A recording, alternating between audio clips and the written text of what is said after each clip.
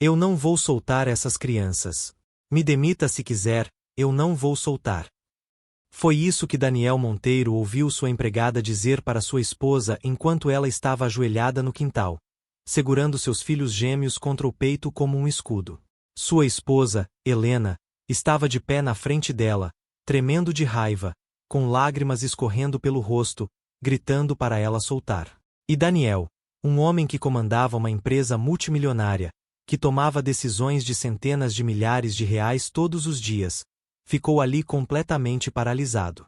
Porque ele não fazia ideia do que estava acontecendo dentro da própria casa.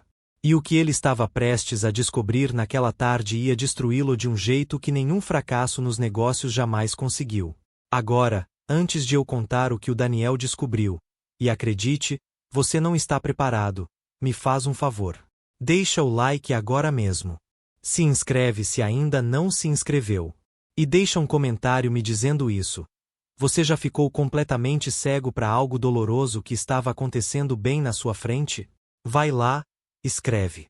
Seu engajamento ajuda essa história a chegar em alguém que realmente precisa ouvir isso hoje. Agora vamos lá. Era um sábado à tarde de março. São Paulo, Brasil. Daqueles dias em que o sol pesa no céu e o ar quase não se move. Daniel tinha saído do escritório de casa apenas 2 minutos antes, procurando uma pasta que tinha esquecido na mesa da sala, cheia de contratos para uma reunião com investidores na segunda-feira. Um negócio que poderia expandir sua empresa para 3 novas cidades. O tipo de negócio que tinha consumido cada pensamento dele no último mês. Mas no segundo em que ele pisou no quintal e ouviu a voz da Helena cortando o silêncio, cada contrato, cada investidor, cada cifra desapareceu da sua mente.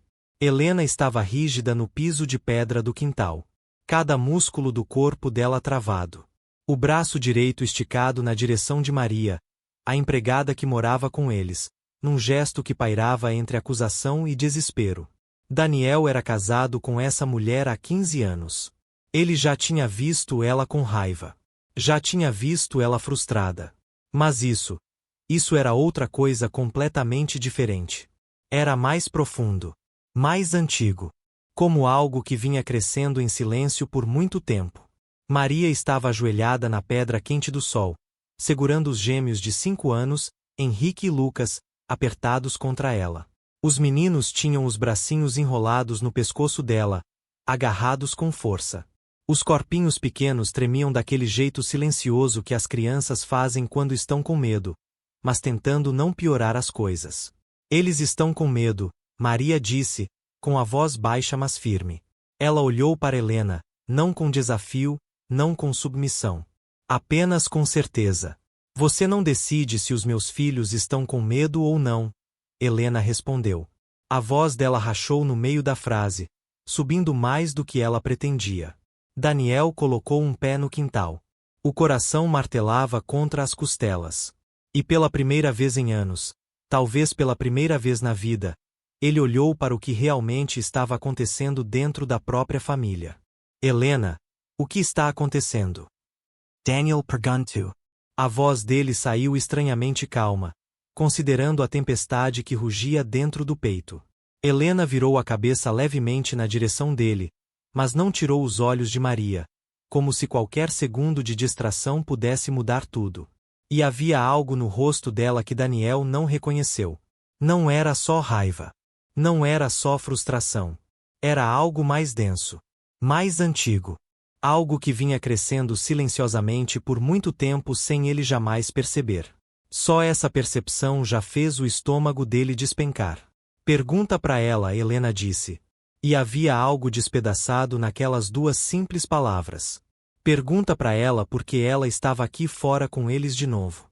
Porque ela nunca escuta uma única coisa que eu digo. Porque toda vez que eu dou uma instrução clara, ela faz exatamente o contrário. Porque ela age como se tivesse mais direito sobre os meus próprios filhos do que eu. Como se eu fosse uma estranha na minha própria casa e ela fosse a mãe de verdade. As palavras ficaram suspensas no ar quente entre eles. Daniel olhou para Maria, realmente olhou para ela. Talvez pela primeira vez desde que ela tinha começado a trabalhar na casa, 8 meses atrás. Helena tinha cuidado da contratação inteiramente através de uma agência especializada. Ele lembrava vagamente que Helena tinha dito que Maria era responsável, experiente, com excelentes referências. Além disso, ele não tinha prestado atenção. Contratar funcionários domésticos sempre foi departamento da Helena. Eu só estava cuidando deles, Maria disse. A voz dela tremeu levemente, mas se manteve firme no centro. Eles estavam brincando no quintal. Ficaram com sede. Eu entrei e trouxe água. Só isso. Agora presta muita atenção no que acontece a seguir, porque é aqui que tudo começa a desmoronar. Água, Helena repetiu, e soltou uma risada curta e amarga que não tinha nada de calorosa. O tipo de riso que carrega decepção, tristeza e uma resignação profunda ao mesmo tempo. Você realmente acha que isso é só por causa de água? Você realmente acha que eu sou burra? Que eu não vejo o que está acontecendo debaixo do meu nariz todo santo dia? Daniel sentiu algo se torcer dentro dele, um desconforto profundo que começou na barriga e subiu lentamente até a garganta, dificultando a respiração. Helena, vamos com calma, ele disse, dando um passo à frente. Os meninos estão assustados. Dá para ver na cara deles, eles não entendem o que está acontecendo. Com calma. Helena se virou para ele completamente agora, deixando Maria temporariamente de lado. Você quer que eu vá com calma, Daniel? Você realmente acha que esse é o momento para calma? Você fica naquele escritório o dia inteiro, trancado com seus papéis e suas reuniões e suas ligações importantes. Você sai para almoço com clientes. Você volta depois que eles já estão dormindo. Você não vê o que eu vejo todo santo dia. E agora quer me dizer para me acalmar, como se eu estivesse exagerando. Como se eu estivesse sendo irracional. Os olhos dela estavam vermelhos. Não só de raiva, mas de algo que se parecia muito mais com uma dor crua, exposta. O tipo de dor que fica guardada por tanto tempo que quando finalmente sai, vem numa onda que não pode ser parada. Eu percebo sim, Daniel respondeu. Mas a voz dele saiu fraca. Veja. E ele sabia, mesmo enquanto as palavras saíam da boca, que estava mentindo. Ele não percebia nada. Ele passava os dias enterrado no trabalho e em planos de expansão enquanto a vida real acontecia naquela casa sem ele. Então me diz, Helena disse, e as lágrimas começaram a escorrer pelo rosto sem nenhum esforço de enxugá-las. Me diz, quando foi a última vez que você viu eles correrem para mim do jeito que correm para ela toda manhã quando ela entra por aquela porta? Me diz quando foi a última vez que você me viu acalmá-los quando estavam chateados. Me diz quando foi a última vez que você realmente prestou atenção no que acontece dentro desta casa. Esta casa que você paga mas não conhece de verdade. Daniel abriu a boca. Nenhum som saiu. Porque no fundo, ele sabia que não tinha resposta. Ele sabia que Helena estava certa. E o silêncio dele confirmou tudo o que ela tinha dito. Mas então, e ninguém esperava isso, Maria falou. Eu vejo você com eles, Maria disse baixinho. Daniel e Helena olharam para ela ao mesmo tempo, surpresos. Eu vejo como você tenta. Eu vejo você parada na porta do quarto deles de manhã cedo, antes de sair, olhando eles dormirem. Eu vejo você chegar em casa e me perguntar como foi o dia deles, o que comeram, se comportaram. Eu percebo tudo isso. Então você percebe que eu tento, Helena disse, a voz quebrada agora, despida de toda a raiva, restando apenas exaustão e uma tristeza que parecia não ter fundo. Você percebe que eu acordo toda manhã e tento ser uma boa mãe mesmo quando é difícil, mesmo quando não vem naturalmente, e ainda assim não funciona? Isso não te diz algo sobre como eu me sinto? Maria respirou fundo antes de responder, reunindo coragem para dizer algo que sabia que poderia piorar tudo, mas que precisava ser dito. Me diz que você precisa de ajuda. Me diz que algo está acontecendo que você não consegue resolver sozinha. Mas não me diz que você não ama eles, porque eu vejo isso nos seus olhos todo santo dia. Você os ama. Você só ainda não sabe como mostrar de um jeito que eles consigam entender. E o que Helena disse a seguir? Esse é o momento que mudou tudo. Mas eu devia conseguir fazer isso sozinha, Helena sussurrou. E agora ela estava realmente chorando, os ombros sacudindo com soluços que ela não conseguia mais conter. A compostura cuidadosa que ela tinha mantido por meses, talvez anos, finalmente desmoronando ali mesmo no quintal sob o sol da tarde. Eu sou a mãe deles. Devia ser natural. Devia ser instintivo. Todo mundo diz que é a coisa mais fácil e mais bonita do mundo. Toda outra mãe faz parecer tão fácil. E para mim, nada é fácil. Todo santo dia eu acordo e me preparo mentalmente como se estivesse indo para uma batalha. E finjo que está tudo bem. Mas não está. E quanto mais eu tento, pior fica. Mais eles se afastam de mim. Mais eles procuram ela. Daniel deixou a pasta cair da mão na grama sem nem perceber. Deu mais um passo em direção a Helena, estendendo a mão, querendo confortá-la, mas sem saber como. Por que você nunca me contou isso? Ele perguntou, quase num sussurro, a voz pesada de culpa e de uma compreensão tardia que doía justamente por ter demorado tanto a chegar. Porque eu tinha vergonha, Helena respondeu, enxugando as lágrimas com força do rosto. Porque todo mundo espera que a maternidade seja automática. Que seja instinto. A coisa mais natural do mundo. E quando não é, você se sente a pior pessoa viva. Você se sente quebrada. Você olha outras mães no parque ou na saída da escola, e vê como elas se conectam com os filhos com tanta facilidade, como tudo parece natural, e pensa, o que há de errado comigo? Por que eu não consigo sentir a mesma coisa? Por que eu tenho que lutar tanto para fazer o que deveria vir naturalmente? Agora entenda o seguinte, o que Helena estava descrevendo, essa guerra invisível que ela vinha travando em silêncio por anos. Milhões de mães passam exatamente pela mesma coisa e nunca dizem uma palavra. Fica comigo, porque o que acontece agora é algo que todo pai e toda mãe precisa ouvir. O pequeno Lucas levantou a cabeça do ombro de Maria pela primeira vez. Os olhos grandes olharam na direção de Helena. Henrique afrouxou o aperto no pescoço de Maria levemente, sentindo que algo no ar tinha mudado, que a tensão tinha se transformado em outra coisa completamente diferente. Eles amam você, Maria disse suavemente, a voz gentil agora, sem a firmeza defensiva de antes. Eles são pequenos demais para saber como mostrar isso. E talvez você não saiba como receber ainda, porque está esperando que se pareça de um jeito específico. Mas isso não significa que não existe. Não significa que não é real. Helena olhou para os filhos pela primeira vez desde que o confronto tinha realmente começado. Olhou de verdade, sem as camadas habituais de frustração e pânico que turvavam tudo. E algo no rosto dela mudou. Suaveceu. Ficou menos desesperado, mas também mais triste, uma tristeza profunda e antiga, de um lugar que ela tinha tentado esconder até de si mesma. Eu não sei como consertar isso, Helena disse, olhando para Daniel com uma expressão que ele nunca tinha visto antes, uma vulnerabilidade completa e aterrorizante. Eu não sei o que fazer. Eu não sei como ser a mãe que eles precisam.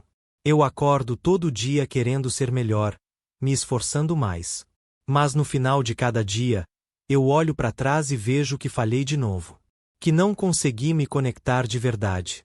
E isso está me destruindo por dentro. Daniel colocou a mão no ombro de Helena e sentiu ela tremendo sob seu toque. Então a gente resolve isso juntos, ele disse. E havia uma firmeza na voz dele que não estava ali antes. Eu devia ter visto isso antes. Eu devia ter prestado atenção em você, não só nos negócios. Mas eu estou vendo agora. E nós vamos encontrar um caminho. Juntos. Do jeito que deveria ter sido desde o começo. Nunca é tarde para pedir ajuda, Maria disse baixinho. Não havia julgamento na voz dela, nenhuma superioridade, apenas compaixão genuína. Minha mãe passou por algo muito parecido depois que meu irmão mais novo nasceu. Ela passou meses sem conseguir se conectar com ele, sem conseguir sentir aquele amor automático que todo mundo dizia que ela deveria sentir. Levou anos para ela admitir isso para alguém. E ela sempre dizia depois que seu único arrependimento de verdade foi não ter falado antes, não ter deixado alguém ajudar quando ainda era cedo. Porque deixar aquilo crescer sozinho dentro dela quase destruiu toda a nossa família. Helena enxugou mais lágrimas do rosto e olhou para Maria de um jeito diferente agora. Não com raiva ou ciúme, mas com algo que parecia gratidão misturada com tristeza. Ela olhou para os meninos, ainda agarrados em Maria, mas agora observando a mãe com olhos grandes e curiosos, e talvez com algo que poderia ser esperança. Depois olhou para Daniel, cuja mão no ombro dela dizia que ele não ia deixá-la enfrentar isso sozinha nunca mais. Eu preciso de ajuda, Helena disse. E essas foram as 3 palavras mais difíceis que ela já pronunciou na vida inteira. Mas também as mais libertadoras, porque finalmente abriram a porta para uma mudança de verdade. Maria afrouxou os braços ao redor dos meninos lentamente, mantendo as mãos gentilmente nos ombros pequenos deles. Henrique deu um passo pequeno e hesitante na direção de Helena, olhando para ela com olhos incertos. Lucas seguiu o irmão, os dois se movendo juntos do jeito que sempre faziam, e pararam no meio do caminho entre Maria e Helena, como se esperassem um sinal de que era seguro continuar. Helena se abaixou devagar, dobrando os joelhos até ficar na altura deles, e abriu os braços na direção dos filhos. E havia algo diferente nela agora, algo mais aberto, mais vulnerável, menos perfeito mas muito mais real. Os meninos olharam para ela, depois de volta para Maria, que assentiu com encorajamento. Eles caminharam os passos finais e chegaram até Helena. Ela o segurou, não com a precisão técnica de alguém cumprindo um papel, mas com a imperfeição genuína de alguém que estava realmente tentando pela primeira vez sem esconder o quanto era difícil. Daniel ficou ali assistindo, sua esposa ajoelhada na pedra quente, segurando os 2 filhos que finalmente tinham ido até ela sem medo. E Maria, alguns passos atrás, mãos entrelaçadas, olhos brilhando. E ele entendeu que aquilo era apenas o começo. O caminho seria longo e difícil. Não haveria solução mágica. Mas pela primeira vez em muito tempo, eles estavam finalmente caminhando na direção certa. Finalmente olhando para o problema em vez de fingir que ele não existia. Nós vamos precisar de ajuda profissional, Daniel disse, quebrando o silêncio emocionado. Alguém que entenda isso. Alguém que possa te ajudar a entender o que está acontecendo e como superar. Helena assentiu sem soltar os meninos. Eu vou ligar amanhã logo cedo, ela disse, a voz ainda tremendo mas firme na intenção. Porque eu não quero mais viver assim. Eu não quero que eles cresçam achando que a mãe deles não os ama o suficiente. Eu quero consertar isso enquanto ainda dá tempo. Os dias que se seguiram foram estranhos de um jeito que Daniel não conseguia descrever completamente. Na superfície, a casa continuou funcionando normalmente.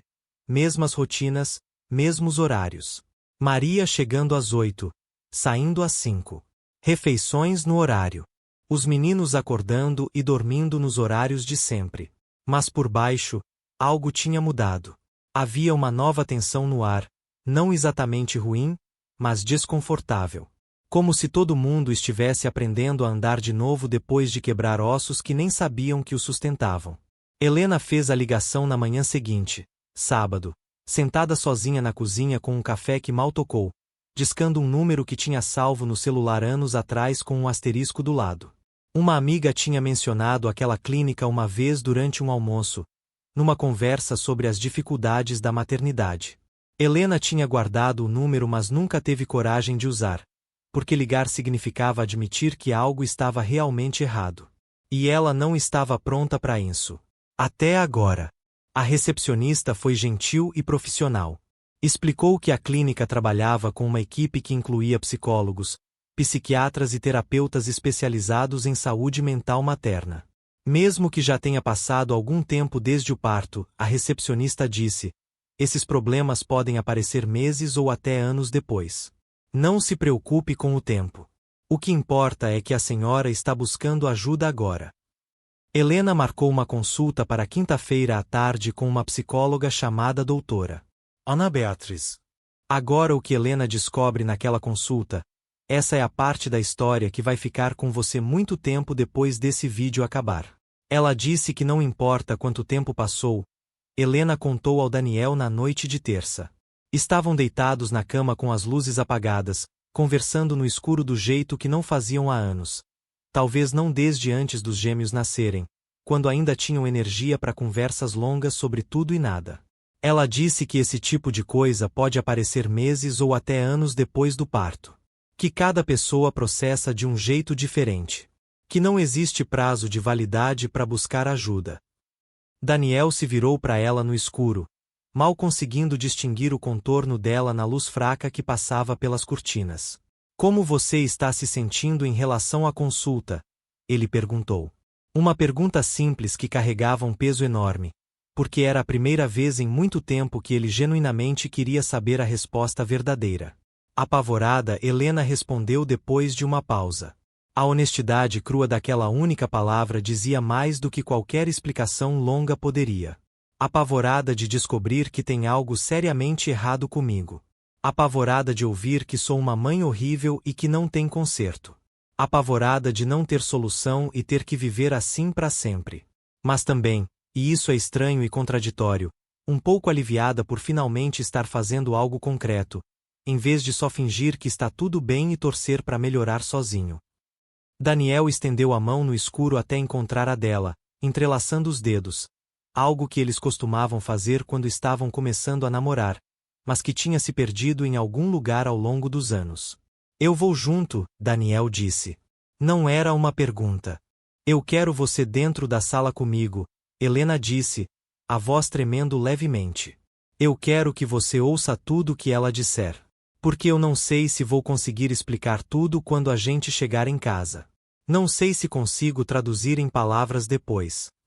A consulta aconteceu na quinta, numa clínica moderna num bairro tranquilo. Um prédio de 3 andares com uma recepção acolhedora que parecia mais uma sala de estar do que um consultório médico. Sofás confortáveis, iluminação suave, plantas em cada canto.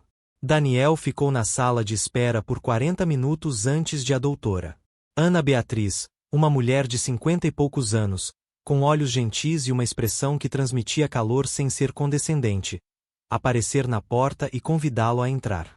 Helena estava sentada no sofá dentro de uma sala que parecia mais uma biblioteca particular do que um consultório tradicional. Estantes nas paredes, uma janela grande dando para um pequeno jardim. Os olhos dela estavam vermelhos e inchados de chorar. Mas o rosto parecia diferente, menos tenso, menos defensivo do que quando tinha entrado. Eu estava explicando para Helena, a doutora Ana Beatriz começou, que o que ela está vivendo tem um nome médico reconhecido, causas identificáveis e bem estudadas, e, mais importante, tratamento eficaz com altas taxas de sucesso quando feito corretamente. Daniel sentou e pegou a mão de Helena sem pensar. E aqui é onde a verdade finalmente aparece. A verdade que estava se escondendo atrás de toda a dor, culpa e silêncio por 3 longos anos. O termo clínico é depressão pós-parto tardia. A doutora Ana Beatriz continuou. Mas deixa eu explicar de forma simples. O cérebro da Helena passou por mudanças químicas e hormonais enormes durante e depois da gravidez dos gêmeos. Mudanças que afetam os neurotransmissores, particularmente a serotonina e a dopamina, que regulam o humor e a capacidade de formar conexões emocionais. Ela fez uma pausa, desenhando diagramas simples num bloco de notas para ilustrar. Normalmente, essas mudanças se equilibram naturalmente com o tempo.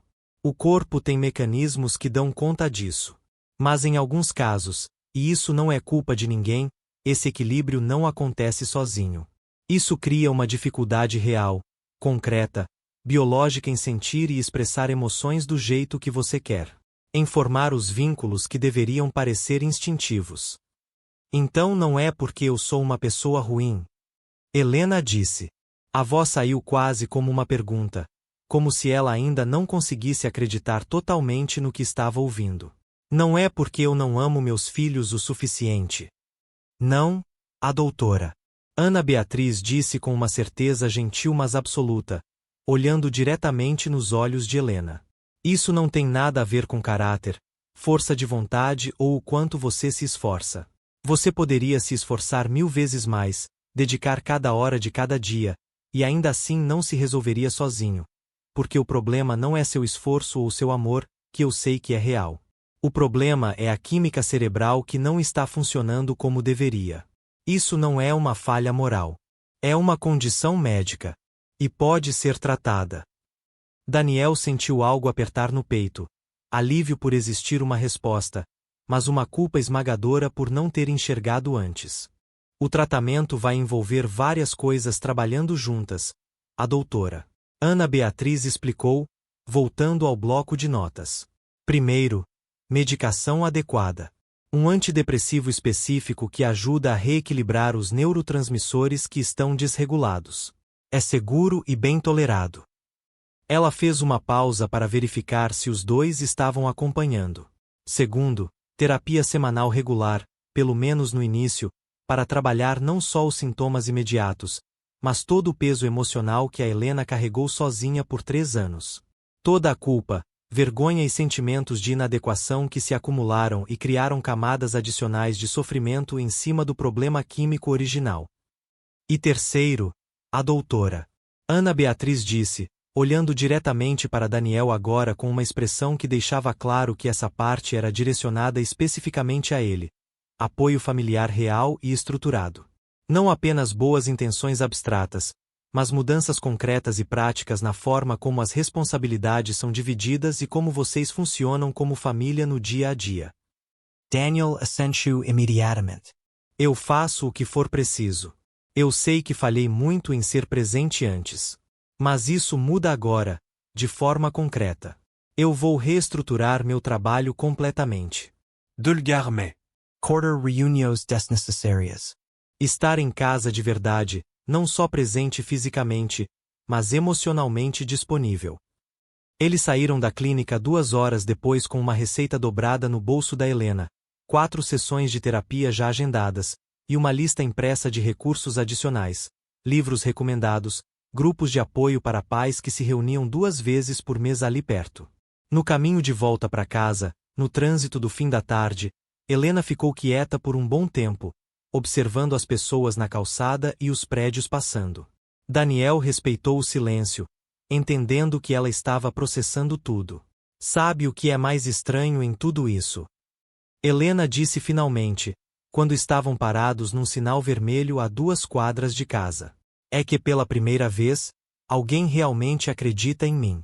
Que eu não estou inventando, nem exagerando, nem sendo dramática. Que o que eu sinto é real e válido e merece ser levado a sério. Daniel se virou para olhar para ela e viu lágrimas descendo silenciosamente pelo rosto. Mas essas não eram lágrimas de desespero como no quintal. Eram lágrimas de alívio, do tipo que vem quando um peso que você carregou sozinha por tempo demais é finalmente compartilhado. Eu acredito em você, Daniel disse. Os próprios olhos dele estavam úmidos. Eu devia ter acreditado antes. Eu devia ter percebido antes. Mas eu acredito agora, e nós vamos superar isso juntos.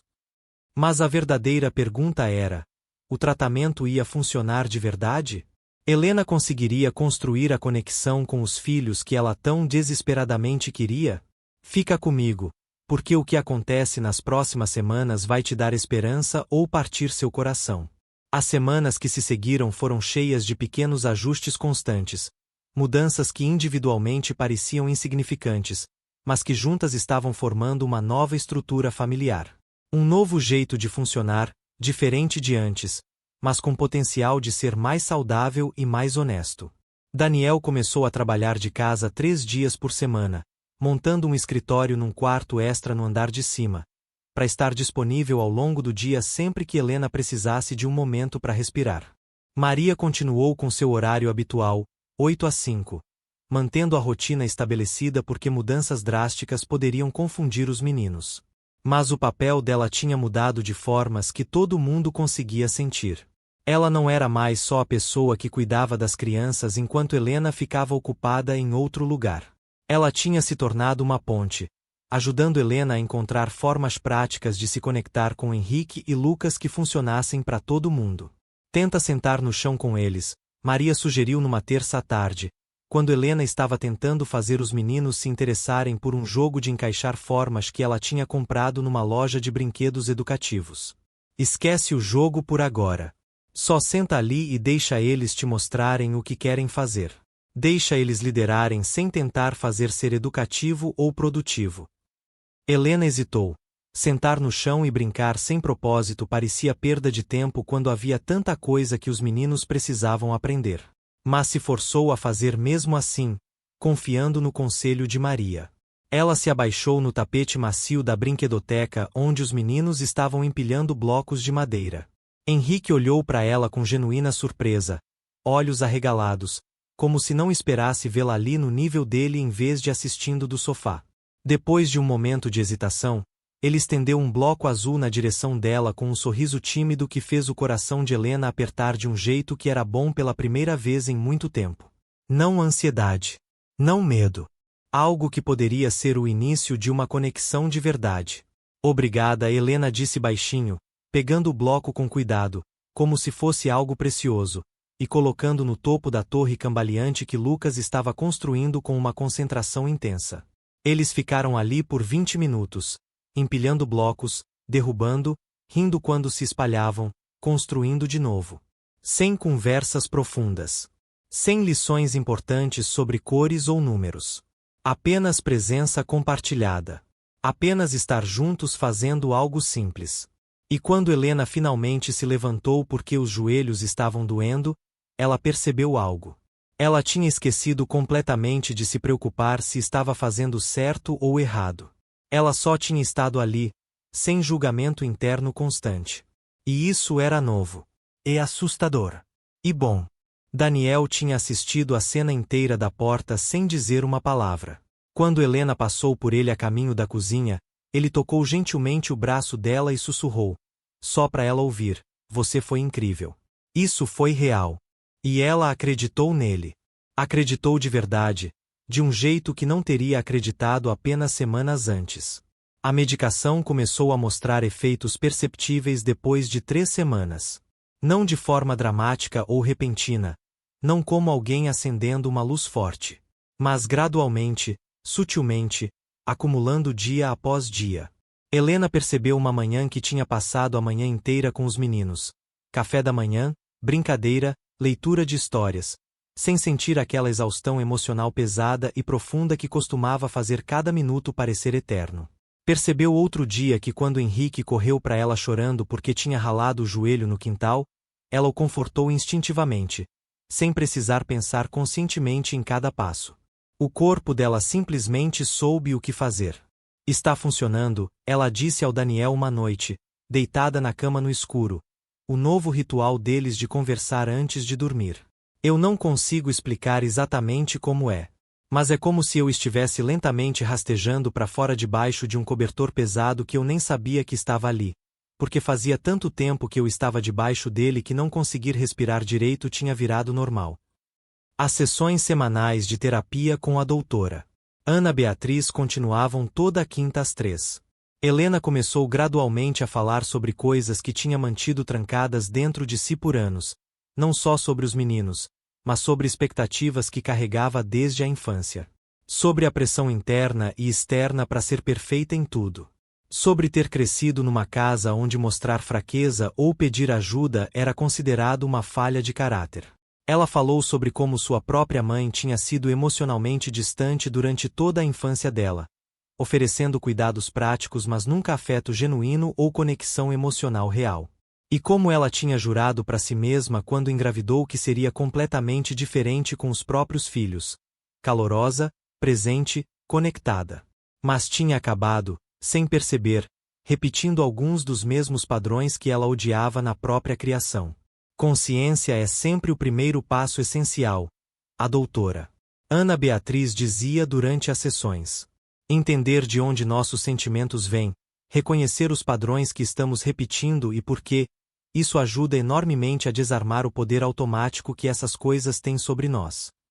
Daniel foi convidado a participar de algumas sessões, não todas, porque Helena precisava do espaço dela, mas sessões específicas focadas no relacionamento dos dois. Foi difícil e desconfortável para Daniel ouvir Helena falar abertamente sobre como se sentiu sozinha e abandonada, mesmo casada e morando na mesma casa. Como ela tinha interpretado a ausência emocional e física dele como desinteresse ou rejeição. Mas ele ouviu tudo sem se defender. Apenas absorvendo. Tentando realmente entender a perspectiva dela. mesmo quando doía perceber o quanto ele tinha falhado sem nunca saber que estava falhando. Os meninos perceberam as mudanças também, do jeito que as crianças sempre percebem. Henrique começou a procurar Helena com mais frequência, não só quando precisava de algo, mas só para mostrar coisas. Trazendo desenhos. Pedindo o colo quando estava cansado. Pequenos momentos do dia a dia que ele vinha fazendo naturalmente com Maria há anos, mas que tinha parado de fazer com Helena em algum momento, quando sentiu, daquele jeito inconsciente que crianças sentem tudo, que ela não conseguia responder da mesma forma. E uma noite, numa quinta tranquila depois da terapia, Henrique subiu no sofá ao lado de Helena sem ser chamado, encostou a cabeça no braço dela e sussurrou: "Mamãe, fica." 2 palavras. Foi só isso que precisou para quebrá-la da melhor forma possível. Helena prendeu a respirar. Depois colocou o braço em volta dele, puxou ele para perto e sussurrou de volta: "Eu não vou a lugar nenhum." E pela primeira vez, ela quis dizer de verdade. Não como uma promessa que ela esperava conseguir cumprir, mas como uma verdade na qual ela finalmente acreditava. Se essa história tocou algo dentro de você, compartilha com alguém que precisa ouvir. Se inscreve para nunca perder uma história. E lembra, pedir ajuda não é fraqueza. É a coisa mais corajosa que você vai fazer na vida. Seguiu sua empregada depois do trabalho um dia.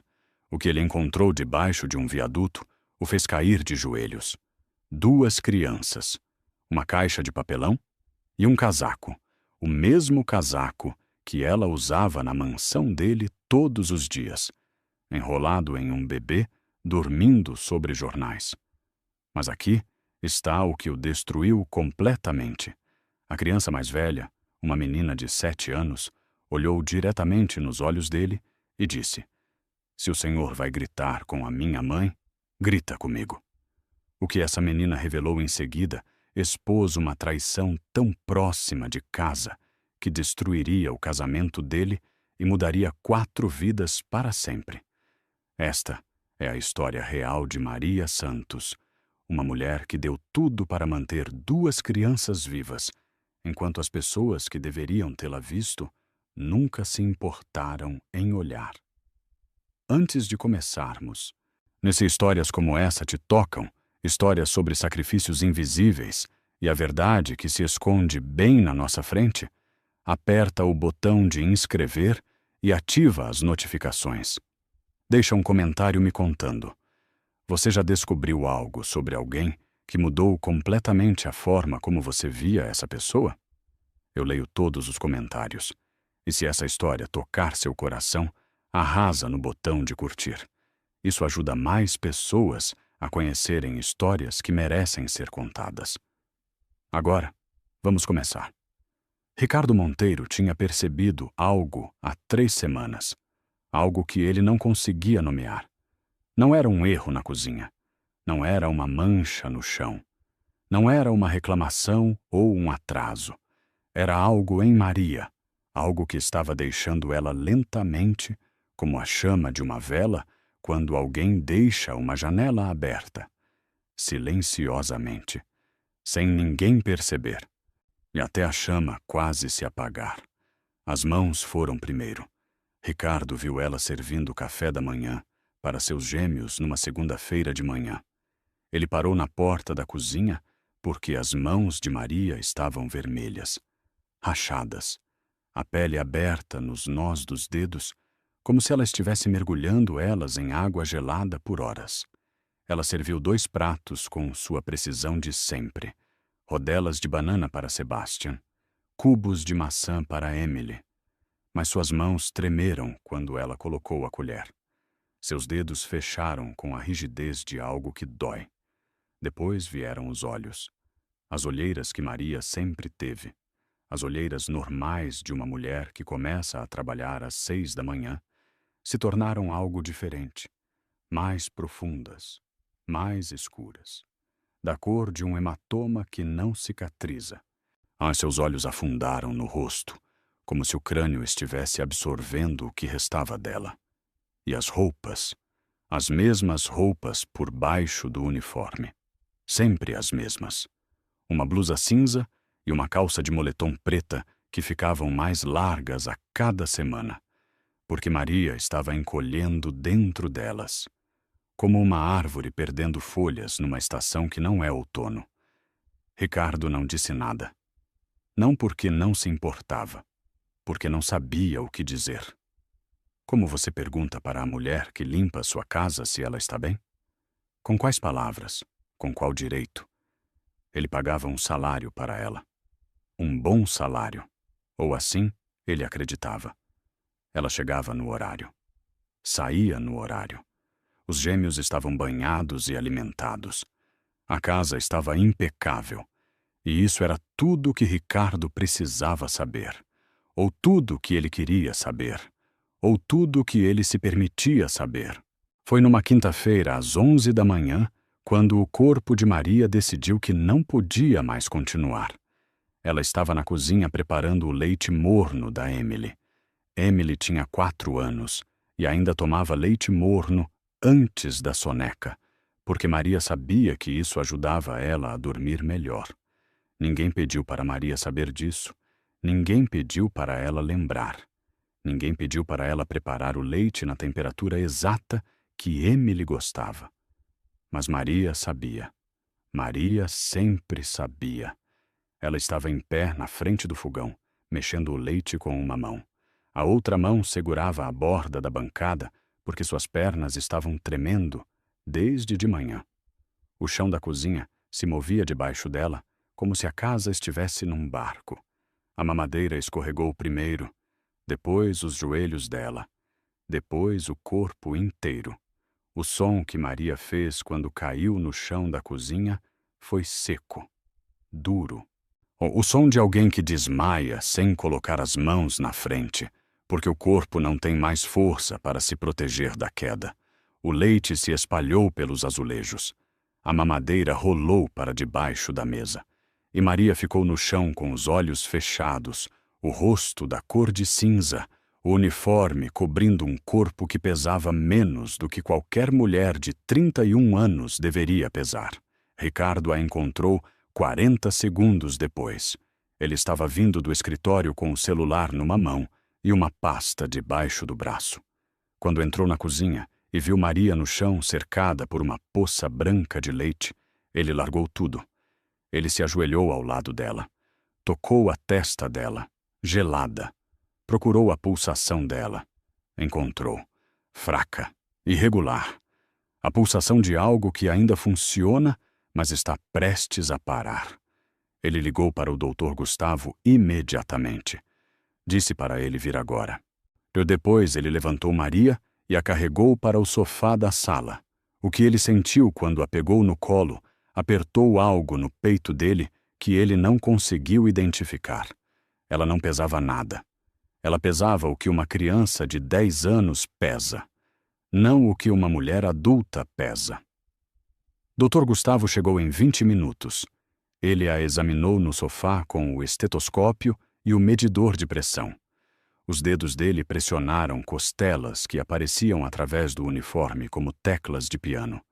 Ele tirou uma amostra de sangue. Examinou as mãos rachadas dela.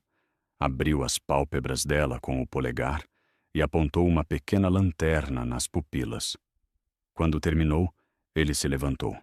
Fez sinal para Ricardo ir para o corredor e falou naquela voz baixa que os médicos usam quando dão notícias que não deveriam precisar dar. Desnutrição severa. Nos sinais iniciais de hipotermia. Ricardo ficou olhando para ele. Essa mulher não está comendo, Ricardo. E baseado nas mãos dela e na temperatura corporal, preciso te perguntar algo sério. Dr. Gustavo pausou. Essa mulher está dormindo na rua? O rosto de Ricardo ficou em branco. Isso é impossível, doutor. Eu pago o salário completo dela a cada 15 dias. Dr. Gustavo não respondeu. Ele arrumou a maleta, deixou instruções na mesa e foi embora. E Ricardo ficou parado no corredor da mansão, olhando para Maria dormindo no sofá, usando aquele casaco velho que ela nunca tirava. O mesmo casaco, mesmo em maio, mesmo quando estava quente. como se ela estivesse escondendo alguma coisa, ou como se o casaco importasse mais do que a temperatura. Ricardo não dormiu naquela noite, nem na seguinte, nem na depois. A pergunta do Dr. Gustavo se instalou na cabeça dele como um zumbido que não parava. Essa mulher está dormindo na rua? Não podia ser verdade. Ele pagava R$ 2.400 para Maria a cada 15 dias. Um bom salário para uma empregada doméstica em São Paulo. O suficiente para um quarto, comida e transporte. Ele sabia disso porque assinava a folha de pagamento da casa no primeiro e no dia 15 de cada mês. O mesmo documento onde aparecia o nome completo de Maria, Maria Helena Santos, e o valor que Carolina entregava para ela em dinheiro a cada 15 dias. Porque Maria não tinha conta em banco. Carolina entregava para ela. Essa frase passou pela mente dele na sexta-feira à noite, enquanto ele jantava sozinho. Carolina estava num jantar com as amigas. Os gêmeos já estavam dormindo. Ricardo sentou, olhando para o prato com o garfo suspenso no ar. A frase girando. Carolina entregava para ela.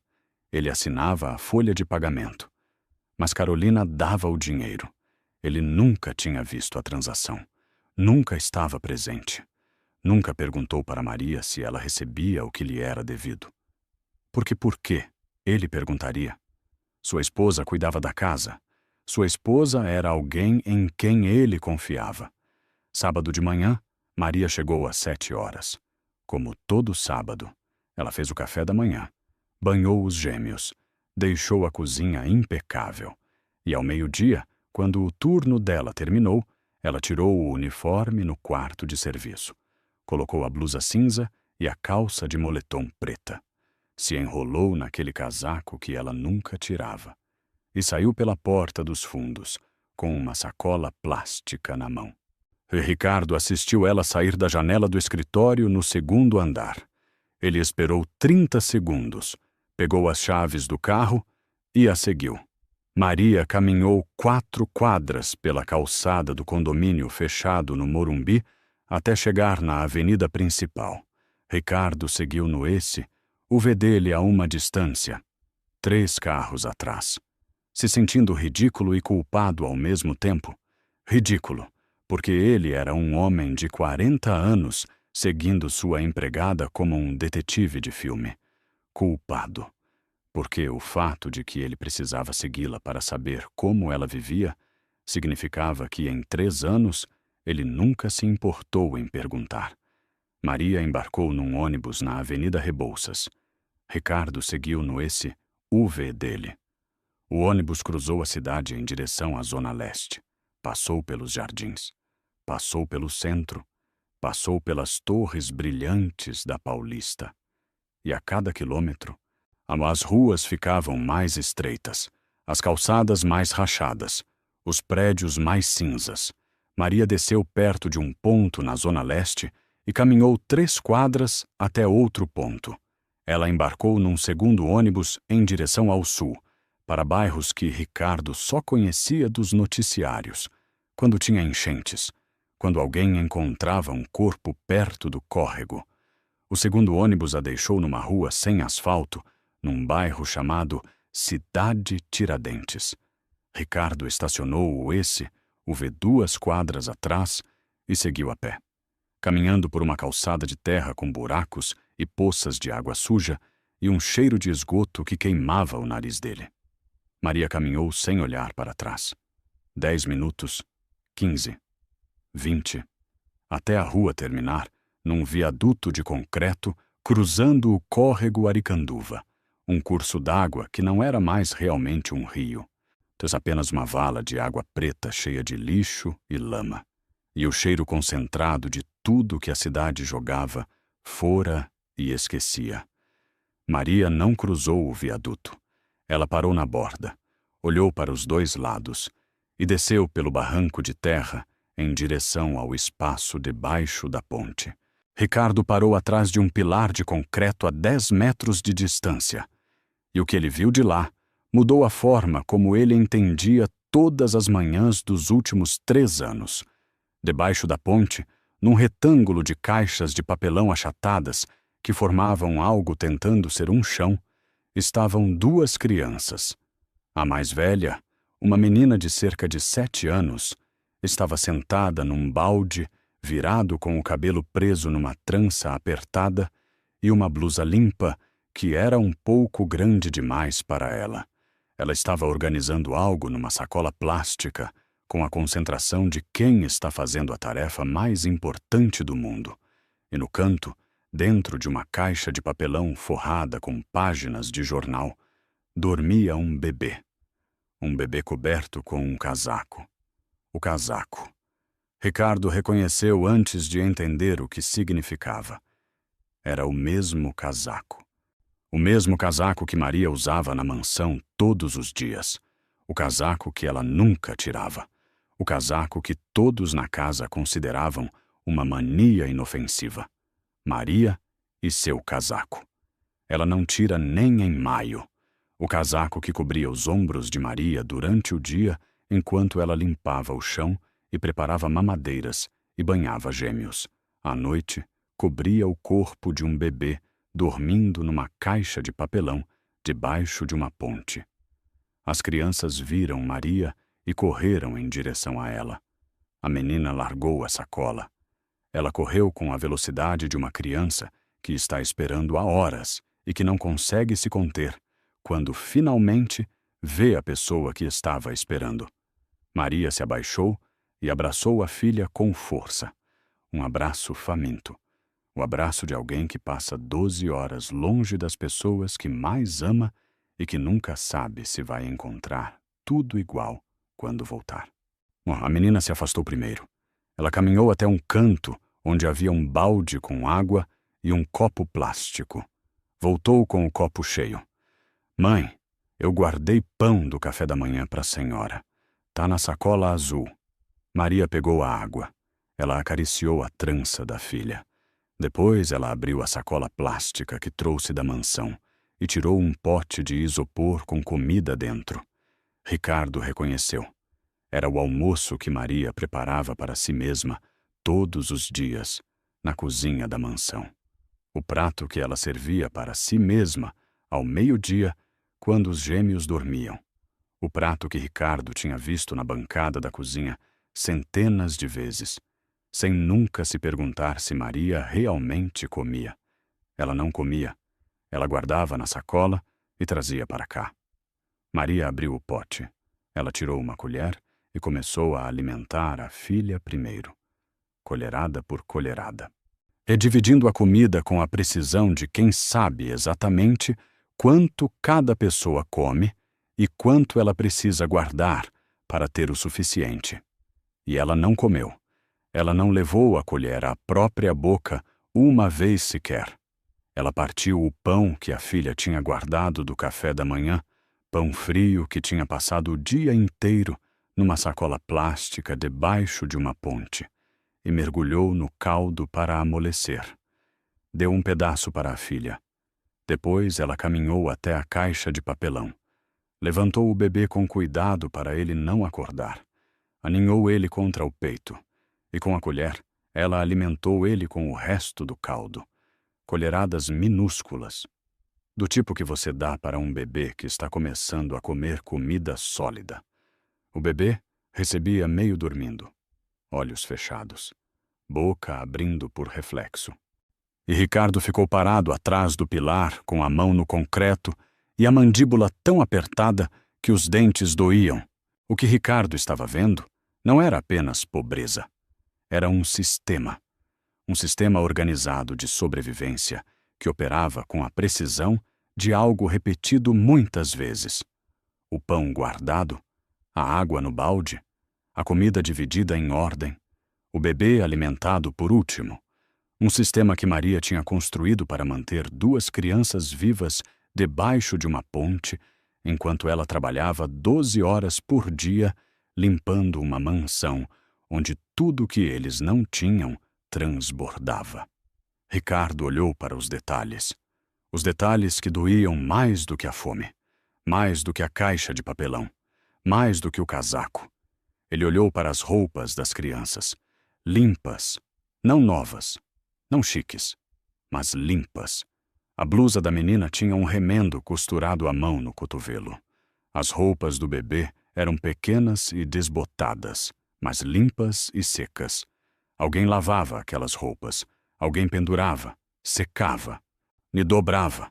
Alguém mantinha a dignidade de duas crianças vivendo na rua como se vivessem numa casa. Ele olhou para o canto perto da parede da ponte. Havia uma bolsa de pano com livros dentro. As lombadas apareciam, gastas, cantos dobrados, mas organizados por tamanho. Havia um estojo com 3 lápis curtos e um apontador. Havia uma lona plástica transparente estendida sobre o papelão para proteger da umidade. Havia um pote com tampa, onde provavelmente guardavam comida para os ratos não comerem. Maria alimentava os filhos com a comida que ela não comia. Ela dava o casaco dela para eles dormirem. Ela lavava as roupas deles em algum lugar que Ricardo não conseguia imaginar. Ela mantinha livros organizados e lápis prontos. Ela vivia debaixo de uma ponte e mantinha a estrutura de um lar onde não havia lar. E ela chegava toda manhã, às 7 horas, na mansão do Morumbi, com o uniforme passado e o sorriso tímido e as mãos rachadas de lavar roupa em água fria. E ninguém, não Ricardo, não Carolina, não o médico, não ninguém, tinha jamais perguntado de onde ela vinha ou para onde ela ia. Ricardo se apoiou no pilar. Fechou os olhos. Sentiu algo que não tinha nome, mas se parecia com vergonha, multiplicada por 3 anos de nunca perguntar. Ele abriu os olhos, limpou o rosto com a mão, e quando ele estava prestes a dar um passo à frente, a menina da trança viu ele. Ela viu ele parado atrás do pilar com roupas que não pertenciam a esse bairro e um rosto que não pertencia a esse mundo. Os olhos dela, escuros, firmes, sérios de uma forma que não combinava com seus 7 anos, se fixaram nele com o olhar de quem reconhece uma ameaça antes dela ser declarada. A menina se levantou, se posicionou entre Ricardo e o irmão e ficou olhando para ele sem piscar, esperando, com os punhos fechados, a trança apertada, a postura de uma criança que aprendeu que estranhos aparecendo perto da sua casa, mesmo que sua casa seja debaixo de uma ponte, nunca trazem nada de bom. Maria viu ele 3 segundos depois. Ela estava sentada no papelão com Mateus no colo, alimentando ele com as últimas colheradas de caldo. Ela sentiu a mudança no corpo da filha. A rigidez, a postura, os punhos. Ela olhou para cima, em direção aonde Sofia estava olhando, e quando ela viu Ricardo Monteiro, parado atrás do pilar do viaduto, com sua camisa social e sapatos de couro, a cor sumiu do rosto dela como água descendo pelo ralo. Maria se levantou do papelão com Mateus ainda no colo. O bebê acordou com o movimento e começou a fazer um som suave. Não choro, apenas a reclamação de uma criança de 1 ano que estava dormindo e agora sente que algo mudou no corpo da mãe. A tensão, o tremor, o coração batendo tão forte que o bebê conseguia sentir contra a orelha dele. Senhor, Maria disse. A palavra saiu quebrada, partida ao meio pelo medo. O medo total de alguém que acabou de perder a única coisa que tinha sobrado, o segredo que mantinha tudo junto. Senhor, por favor, não me demita. Eu sei que deveria ter contado. Eu sei que deveria ter dito que tenho filhos e que a gente mora. Que a gente mora. A voz dela rachou. Lágrimas começaram a cair. Mas ela não limpou porque tinha Mateus num braço e a outra mão estendida para frente, como se ela pudesse parar com a palma aberta o que estava prestes a acontecer. Se o Senhor souber que eu moro assim, vai achar que eu sou uma mãe ruim, que eu não posso cuidar dos filhos do Senhor se não consigo cuidar dos meus. E eu preciso desse emprego, Senhor. Esse emprego é tudo que eu tenho. Se o Senhor tirar, a gente não tem nada. Nada. Ricardo não respondeu. Não porque não queria, porque não conseguia. A mandíbula dele estava travada, os olhos fixos em algo na frente de Maria. Algo que tinha capturado a atenção dele antes mesmo dela começar a falar. Algo que agora ocupava todo o espaço na mente dele. Sofia. A menina estava parada entre Ricardo e o irmão, descalça na terra molhada, braços levemente abertos nas laterais. Só não como uma menina de 7 anos, como alguém que aprendeu que quando há perigo, a primeira coisa que você faz é se colocar entre o perigo e o que você quer proteger. Atrás dela, a caixa de papelão do Mateus estava vazia. O casaco estava amassado sobre o jornal, prova de algo que Ricardo ainda estava processando. Sofia olhou para ele. Ela olhou diretamente, sem baixar os olhos, sem recuar. Com um olhar que não era olhar de criança, mas o olhar de alguém que teve que crescer antes da hora porque as circunstâncias não deram outra escolha. E quando ela falou, a voz saiu firme, de uma forma que não combinava com a idade dela, ou o tamanho dela, ou a terra nos pés dela, ou a ponte sobre a cabeça dela.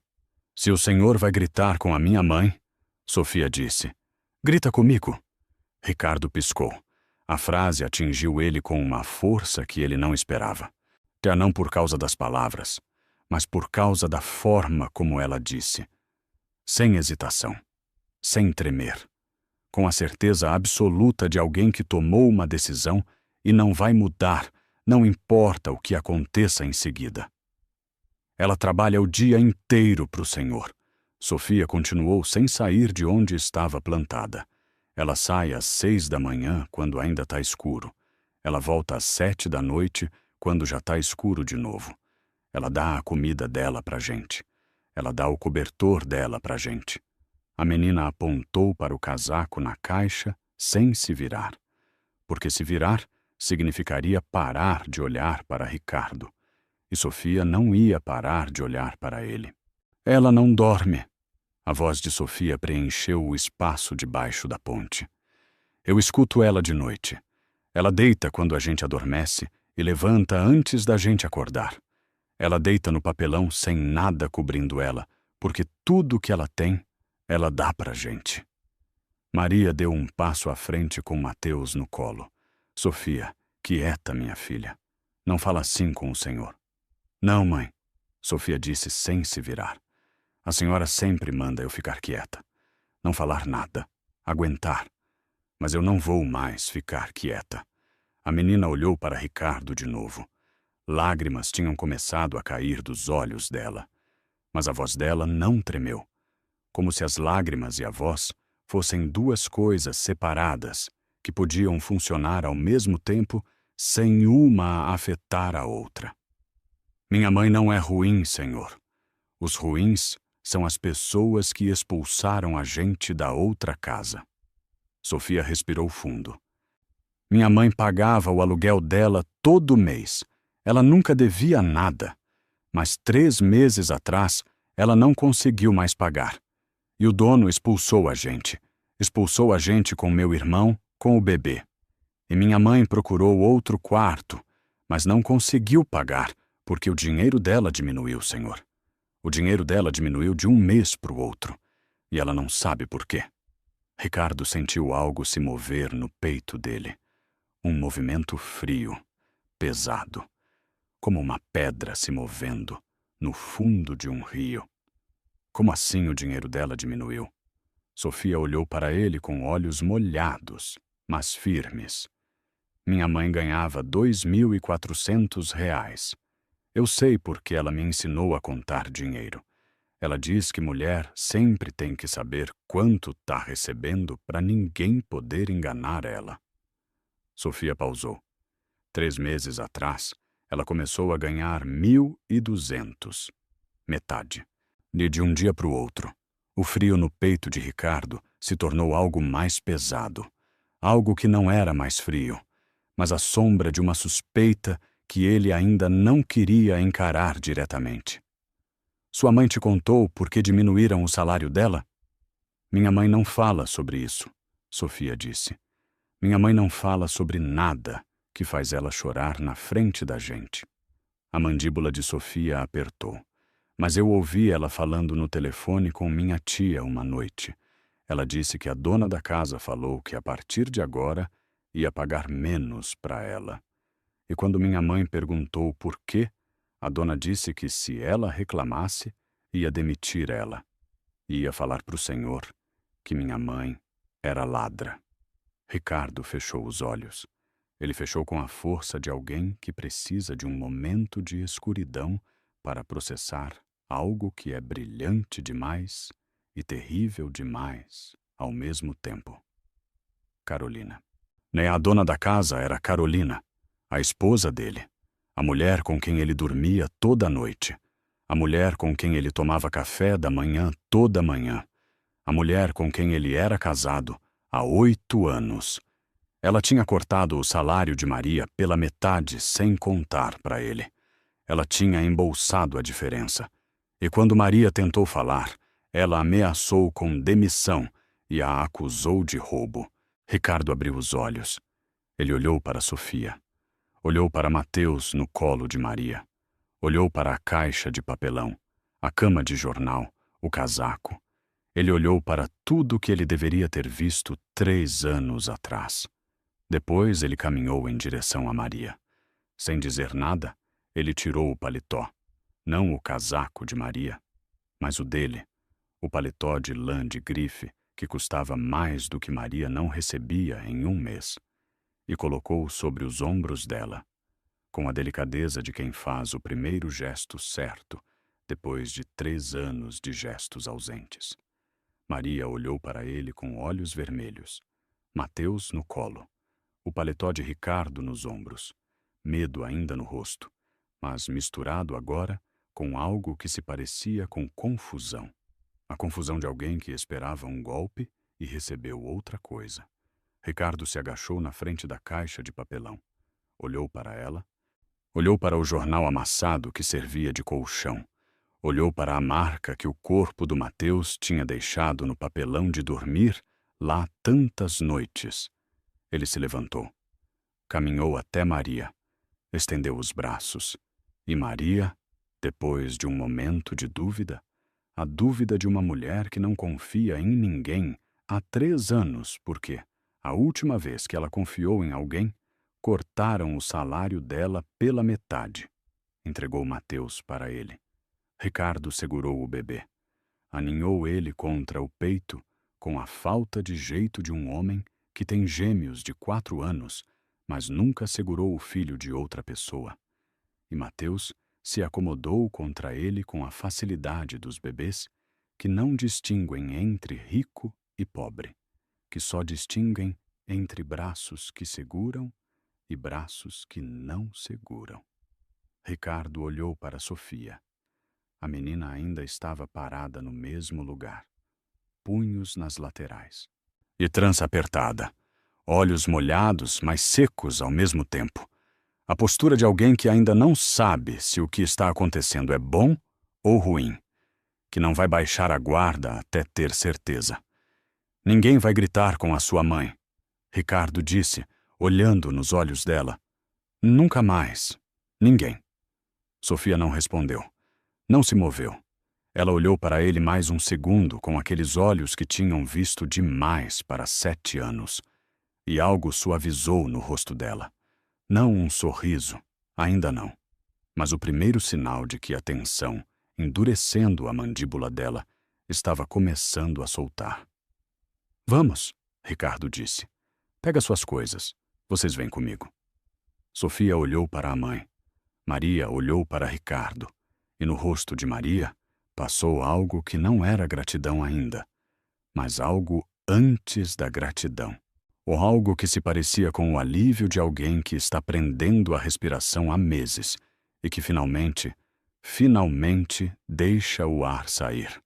Sofia se moveu primeiro. Ela caminhou até a parede da ponte. Pegou a bolsa de pano com livros. o estojo, a sacola com roupas limpas. Ela dobrou a lona plástica que protegia o papelão. E ela pegou uma sacola de supermercado amassada, que Ricardo não tinha notado antes. Uma sacola amarrada com um nó, que Sofia carregava com as duas mãos, apertada contra o corpo, com o cuidado de quem carrega algo mais valioso do que todo o resto. Eles chegaram na mansão do Morumbi às 3:30 da tarde. Ricardo estacionou na entrada. Saiu, abriu a porta para Maria. E quando eles caminharam em direção à entrada da casa, Maria automaticamente virou em direção à porta de serviço. A porta lateral. A porta pela qual ela entrava e saía todo dia há 3 anos. A porta que não era a porta da frente, porque a porta da frente não era para ela. Por aqui, Ricardo disse, parado na porta da frente, com a mão na maçaneta. Hoje você entra por aqui. Maria olhou para ele, olhou para a porta, e entrou com Mateus no colo e olhos cheios de algo que não era gratidão ainda, mas confusão. A confusão de uma mulher que passou 3 anos usando a porta de serviço e não sabe como andar pela porta da frente de uma casa que ela conhece de cor, mas nunca viu desse ângulo. Naquela noite, depois que as crianças dormiram, Ricardo se sentou no escritório do 2º andar. Abriu o computador. Entrou no sistema de contabilidade da casa. Ele procurou a folha de pagamento de Maria. O que ele encontrou confirmou tudo que Sofia tinha contado debaixo da ponte. A folha de pagamento dizia R$ 2.400 quinzenais. Era isso que Ricardo autorizava. Era isso que saía da conta dele. Mas quando ele abriu o arquivo de despesas domésticas de Carolina, o arquivo de despesas variáveis que incluía supermercado, o jardineiro, lavanderia e pagamentos em dinheiro para funcionários, ele encontrou algo que não deveria estar lá. Uma retirada quinzenal de R$ 1.200 na categoria Suplemento Pessoal, CEO, pelos últimos 3 meses. Carolina Oliveira. E R$ 1.200 quinzenais que Carolina pagava para si mesma com o dinheiro que tirava de Maria. Ricardo fez os cálculos. 3 meses, 6 pagamentos. R$ 1.200 cada. R$ 7.200.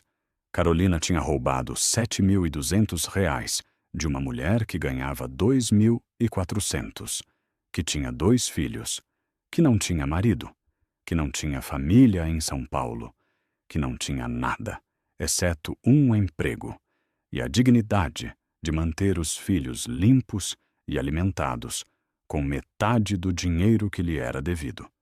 E quando o dinheiro parou de ser suficiente para o aluguel e Maria foi despejada com os 2 filhos para a rua, Carolina continuou sentando na mesa de jantar, com Ricardo, como se nada estivesse acontecendo.